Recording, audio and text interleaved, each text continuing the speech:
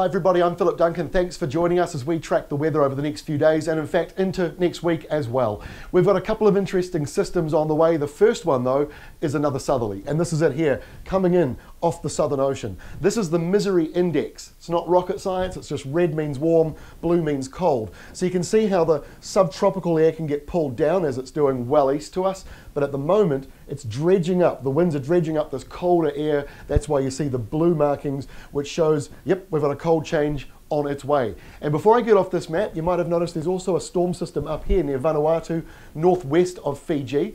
The Fiji Met Service says it's got about a 50% or moderate chance of becoming a cyclone. It's not likely to affect New Zealand as a storm, but I am going to show you at the end of the forecast here how it might impact New Zealand in about 1 week from now.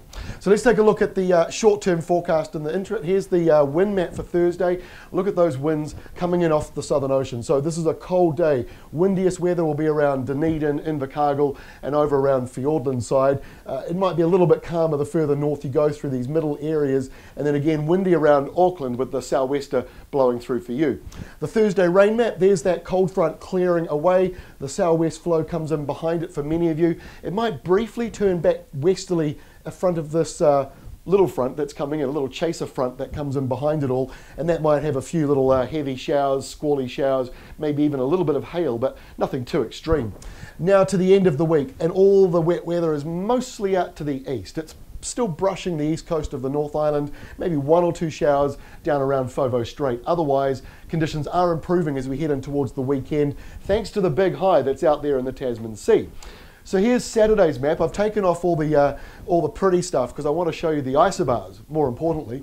Here's the big high. So you can see how far it stretches. It's a really solid piece of high pressure. So that pretty much locks in a more settled weekend. Not so much wind and certainly mainly dry weekend. But you can also see that tropical system up there and the next cold front coming in here. And those two may start to merge next week. It's a little tricky.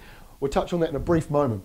Here's Sunday's setup. Again, high pressure is in charge. There's a slight northerly developing on this side, and that little southerly change now developing into a low pressure system, and that's what makes next week perhaps a little more interesting. Here's next Wednesday, so a whole week away from now, and you can clearly see the remnants of that tropical system pushing down here, and the low as well, that's in the Tasman, merging with it. We had a similar setup back in March, and it produced some localized areas of flooding in the upper North Island. Now, we are definitely not locking that in just yet. There is still a long way to go to lock this forecast in. It's quite a complicated, messy one.